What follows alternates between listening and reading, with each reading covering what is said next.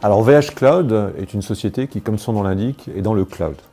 Notre activité, c'est de fournir des services de public cloud ou de private cloud. Et nous sommes une entreprise française qui est basée dans le nord de la France, mais nous avons une couverture mondiale.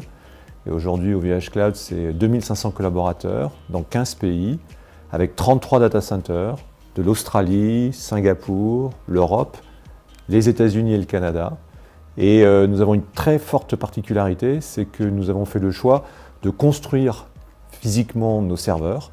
Et c'est pour ça que nous avons deux usines, une usine dans le nord, à Croix, une usine Québec, dans lequel nous construisons nos serveurs et ensuite nous les envoyons au data center.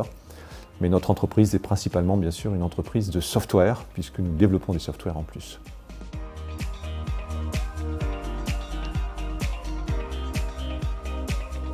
Alors, nous avons eu une opportunité qui est notre introduction en bourse. Et nous avons décidé de pouvoir donner à l'ensemble des collaborateurs le choix et la possibilité d'être actionnaire lors de cette introduction en bourse qui s'est déroulée en octobre 2021. Alors Octave Klaba, qui est le fondeur d'OVH Cloud, a toujours souhaité pouvoir associer le plus de salariés possible, le plus de collaborateurs possible à cette aventure. Et nous avons donc décidé de proposer un plan généreux. Et nous avons eu la chance de pouvoir utiliser les dernières lois, en particulier la loi Pacte, pour proposer quelque chose avec deux lignes de force. Le premier, c'est que nous voulions qu'il soit généreux pour pouvoir faire en sorte que le maximum de collaborateurs et de collaboratrices puissent accéder, mais aussi qu'il soit mondial. Comme je vous le disais, nous sommes dans 15 pays. Et donc nous avons mis en place un modèle dans lequel nous avons proposé unilatéralement à tous les salariés le maximum de ce que proposait la loi, d'accéder à des actions gratuites pour 822 €, c'est très précis. De plus, nous avons proposé une décote de 30% au moment de l'introduction en bourse.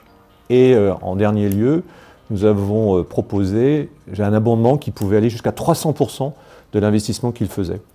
Et nous avons proposé ce mécanisme-là, bien sûr, en France, où nous avons la moitié de nos collaborateurs, mais également dans les 14 autres pays. Et les fiscalités sont un peu complexes, mais on a réussi à mettre en place ce modèle parce que nous souhaitions que ce soit totalement uniforme et, j'ai envie de dire, équitable pour la totalité des collaboratrices et collaborateurs de OVH Cloud.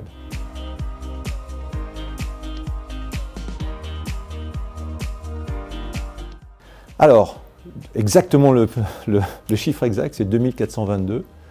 Ça représente en chiffre d'affaires, enfin en pourcentage, 97,8% des salariés ont participé à cette opération.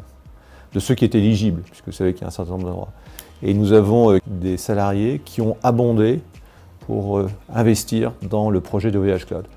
Et donc on est vraiment extrêmement fiers de voir qu'aujourd'hui on a eu plus qu'une large majorité, c'est presque 100% des salariés qui ont rejoint ce plan.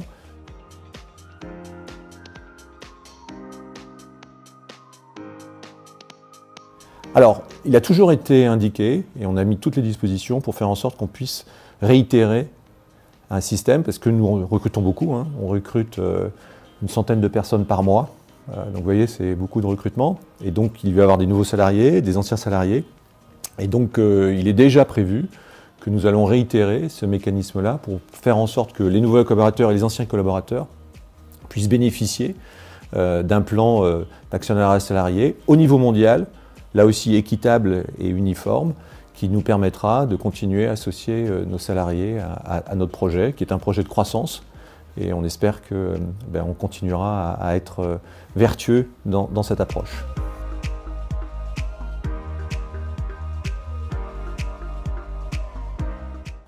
Alors ça représente beaucoup, parce que c'est d'abord une reconnaissance. Comme je le disais, Octave Klaba, le fondateur, a toujours mis au cœur de son projet les valeurs. Et une des valeurs, c'est celle du partage.